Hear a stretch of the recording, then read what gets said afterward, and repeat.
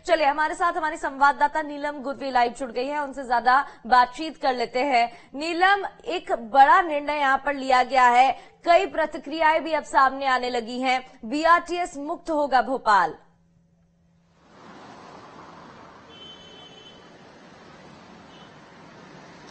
जी बिल्कुल, देखिए बीआरटीएस यानी कि बस रैपिड ट्रांजिट सिस्टम, इसे करीब 13 साल पहले बनाया गया था ताकि भोपाल का जो ट्रैफिक सिस्टम है वो सुधर सके और जो सिटी बसें चलती है बीसीएलएल की, वो समय पर एक क्षेत्र से दूसरे क्षेत्र जो है इस बीआरटीएस कॉरिडोर से गुजरते हुए पहुंच जाए। मिसरोद से लेकर बैरागढ़ तक करीब 24 किलोमीटर लंबा ये बीआरटीएस कॉरिडोर बनाया गया था।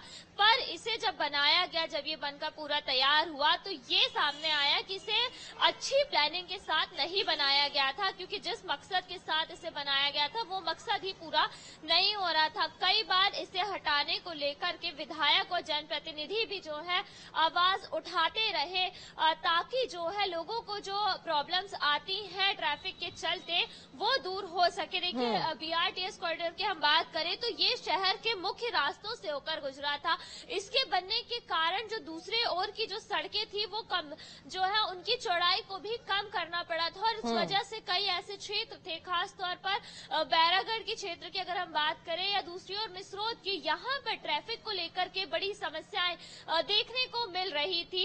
लगातार भोपाल के जो विधायक थे, दूसरे जो जनप्रतिनिधि थे, इसे हटाने को लेकर के मांग उठाते रहे थे, क्योंकि इससे जो है एक्सीडेंट्स होने की संख्या भी बढ़ गई थी। साथ ही साथ यहाँ पर बीआरटीएस में ये नियम था कि बीआरटीएस से सिर्फ जो इमरजेंसी सेवाएं हैं, यानी कि एम्बुलेंस गुजर सकती है, बीसीएलएल की बसें गुजर सकती है। पर कई बार ये भी देखने को मिलता था कि जो आम जनता है वो भी अपनी गाड़ियां लेकर के बीआरटीएस से निकल जाती थी, पर कोई मॉनिटरिंग सिस्टम यहाँ पर तगड़ा नहीं था, जिसकी वजह से और उसकी वजह से कई दफा एक्सीडेंट्स की खबरें भी सामने आ चुकी हैं।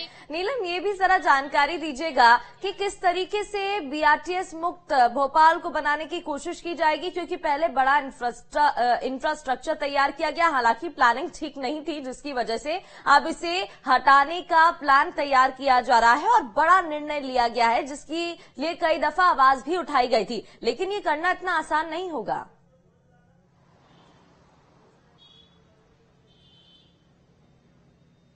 जाहिर तौर पर देखिए इसे करना आसान नहीं होगा, क्योंकि 13 साल लंबा ये पुराना सिस्टम है। 360 करोड़ रुपए की लागत से इसे पूरा बनाया गया था, और बनाने के बाद हर साल लाखों इसके मेंटेनेंस पर भी खर्च किए जाते रहते हैं। आप देखिए, इस वक्त मैं रोशनपुरा से नीचे बाढ़ गंगा की तरफ खड़ी हूँ, और आप ये सिस्टम देखिए, जो दो तरफ जो है मुख्य सड़कें हैं और बीच में बीआरटीएस सड़क है। अब जब इसे हटाया जाएगा तो इसके लिए एक सही प्लानिंग की खासी जरूरत होगी, क्योंकि इसे बनाया गया था तो वो प्लानिंग सही नहीं हुई थी। कई बार जो आर्किटेक्ट हैं, जो सड़कों का काम देखते हैं या सिविल इंजीनियर्स हैं, वो ये कहते हुए भी नजर आए, एक्सपर्ट्स की भी यही राय थी कि इसे सही प्लानिंग से नहीं बनाया गया था। बीआरटीएस का मुख्य मकसद ही यही होता है कि वो आखिरी माइल तक जो है जुड़ सके, आसपास की कॉलोनीज को कनेक्ट कर सके। पर भोपाल में जो है ये पूरे जो पॉइंट्स हैं वो गायब थे कहीं ना कहीं, जिसकी वजह से कई तरह की समस्याएं बीआरटीएस बनने के बाद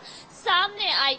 और इसके साथ ही अब जब भोपाल लगातार विकसित हो रहा है तो मेट्रो निकल रही है, फ्लाई ओवर्स बन रहे हैं जो कि बीआरटीएस, जिनके कारण जो है बीच में आ रहा, तो इसे हटाने के लिए भी अब एक बेहद सही प्लानिंग की जरूरत होगी।